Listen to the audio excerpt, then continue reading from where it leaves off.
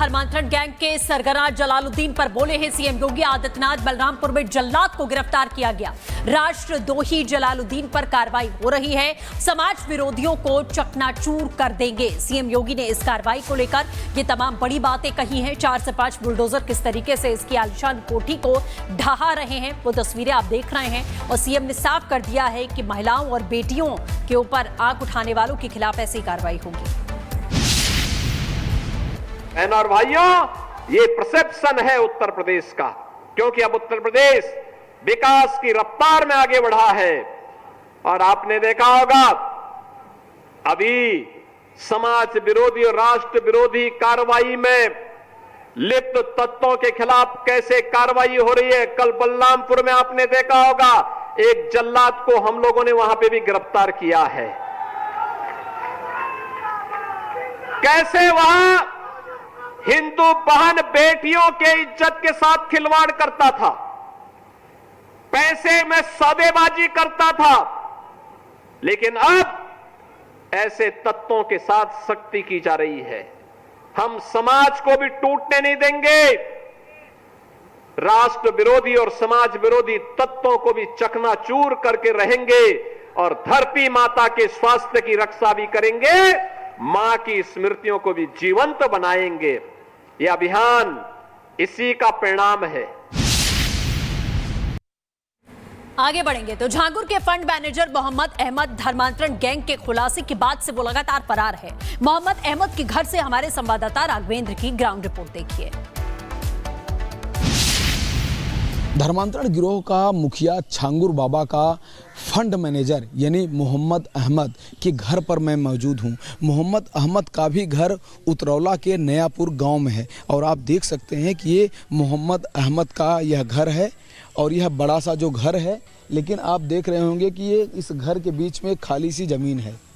ये जो ज़मीन है, कहा जा रहा है कि जब झांगुर बाबा जब धर्मांतरण में जब सफल रहा, जब उसके पास पैसे आने लगे और जो इसका जो फंड मैनेजर था मोहम्मद अहमद जब झांगुर बाबा के संपर्क में आया, उसको भी जब पैसे मिलने लगे तो उसने अपने साम्राज्य को बढ़ाया, अपने घर को भी मजबूत किया। और साथ ही कहा जा रहा है, देखिए ये एक बरगद का पेड़ है, वृक्ष है जो हिंदुओं में जिसकी पूजा होती है, जहाँ पर जो औरतें हैं यहाँ के जो सनातनी हैं वो पूजा करते हैं। कहा जा रहा था यहाँ एक मंदिर थी, उस मंदिर को भी इस वृक्ष के नीचे एक प्राचीन मंदिर थी, उस मंदिर को भी तोड़ के अपने इस हाथे में मिला लिया है।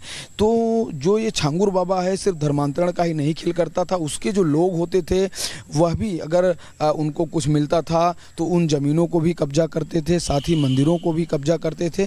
तो इस तरह की बात सामने आई है और मैं आपको कुछ चीज़ें और दिखाना चाहूँगा कि ये देखिए कितना बड़ा घर है। आप देखिए एक ही कलर में ये घर है, यहाँ पर सारा पीले कलर में जो मकान बना है, ये देखिए सामने तो फ्रंट दिख ही रहा है और देखिए अंदर भी है, अंदर भी आप देख सकते हैं वहाँ पर, वहाँ तक है, काफ़ी गहराई है इस मकान का। बगल में देखिए ये भी ज़मीन है, यहाँ भी देखिए एक बड़ा सा ये मकान बना हुआ है, जनरेटर सेट लगा हुआ है और ये का पेड़ है और यहाँ पर अब मंदिर नहीं है। तो मंदिर तो यहाँ पे गायब है, अगल बगल लोगों का कहना है।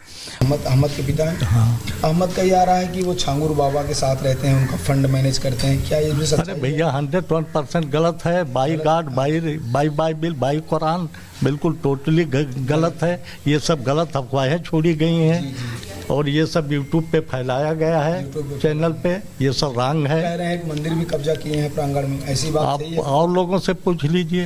अच्छा, 200-300 वर्ष पहले आप कोई देखा दीजिए, पुराना घर वहीं था। अच्छा, बच्चे पैदा होते थे, आप जो अड्डा के मर जाते थे तो उसे छोड़ के सामने वाले जमीन पे बना लिया। मतलब अशुभ टाइप वो जगह थी, अशुभ टाइप की जगह थे, बदल दिए। माफी चाहता हूँ।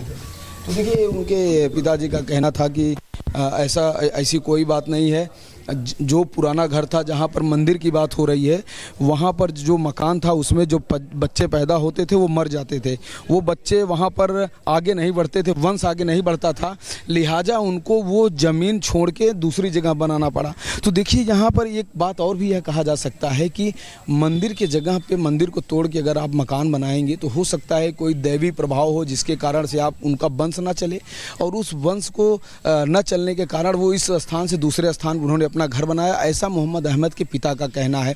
लेकिन जो और भी आरोप लग रहे हैं कि वह छांगुर बाबा के फंड मैनेजर थे, तो उन्होंने भी मना किया। हो सकता है उनकी पूरी जानकारी ना हो, लेकिन पुलिस तो जांच कर रही है। जो ईडी है वह भी इन्वॉल्व है। अगर छांगुर बाबा के नेटवर्क में मोहम्मद अहमद के पास पैसे आए होंगे या ट्रांजैक्शन हुआ होगा तो जरूर उसकी जांच होगी। और छांगुर बाबा के आलिशान कोठी पर बुलडोजर की कार्रवाई की गई है और कार्रवाई के दौरान जो कुछ भी सामने आया है उसने सभी को चौंका कर रख दिया है। पूरी खबर जानने के लिए आपको दिखाते हैं खास रिपोर्ट।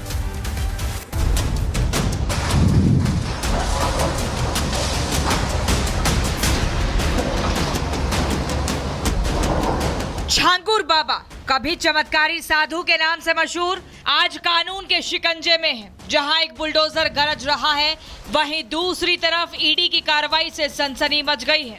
सीएम योगी ने खुद मामले पर संज्ञान ले लिया है। अब ना तो रसूख काम आएगा, ना ही रहम मिलेगा। कार्रवाई का नजारा आप देख ही रहे हैं। यहाँ पर लगातार छांगुर का जो साम्राज्य है वह ध्वस्त होता दिखाई दे रहा है। अब इस पूरे मामले में ईडी भी इन्वॉल्व हो चुकी है। ईडी भी इसके तह तक जाएगी कि आखिर जो 100 करोड़ रुपए की बात हो रही है, 500 करोड़ रुपए की बात हो रही है, आरटीजीएस की बात हो रही है, 50 लाख रुपए आ रहे हैं, 40 लाख रुपए आ रहे हैं, आखिर उसका हो क्या रहा है। सारे पहलुओं की जांच होगी, बचेगा कोई नहीं। मुख्यमंत्री योगी आदित्यनाथ ने पहले ही कह दिया है कि मां बहनों के सम्मान से जो खेलेगा उसको मिट्टी में मिला दिया जाएगा। अवैध पैसों से, हवाला के पैसों से संपत्ति बनाया होगा, सब पे कार्रवाई होगी, सख्त कार्रवाई होगी। बलरामपुर में अवैध धर्मांतरण गैंग चलाने वाले जमालुद्दीन उर्फ छांगुर बाबा की आलीशान कोठी पर बुलडोजर एक्शन हुआ है। यह कोठी अवैध तरीके से बनाई गई थी।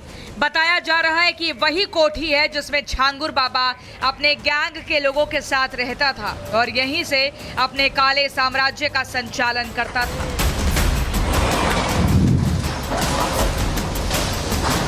बाबा के आश्रम नुमा घर पर प्रशासन का बुलडोजर चला तो अंदर से निकले वो राज जिन्होंने पूरे इलाके में हड़कंप मचा दिया। एक एक कमरे से निकलती लग्जरी चीजें, विदेशी नस्ल के कीमती घोड़े, विदेशी कुत्ते, गहने और बेशुमार संपत्ति ने हर किसी को चौंका दिया। सैकड़ों करोड़ की फंडिंग हुई है, हवाला के द्वारा हुई है, विदेशों से हुई है, अरब से हुई है। ऐसे में ईडी ने भी अब इस केस में पूरी तरह से एंट्री कर लिया है। अब ईडी इस पूरे मामले की जांच करेगा। मुख्यमंत्री योगी आदित्यनाथ ने भी ट्वीट किया था, कहा था कि यह सिर्फ धर्मांतरण ही नहीं है, देशद्रोह का भी मामला है। कितने लोगों को धर्मांतरण कराया गया है, इन तमाम पहलुओं की अब जांच होगी और बहुत ही गहनता से जांच होगी। मुख्यमंत्री ने यह भी कहा कि उस जांच में जिनको भी दोषी पाया जाएगा, जिनका भी नेटवर्क रहेगा, जिन्होंने अवैध ढंग से संपत्तियों को अर्जित किया होगा, सब पे कार्रवाई होगी, कड़ी कार्रवाई होगी।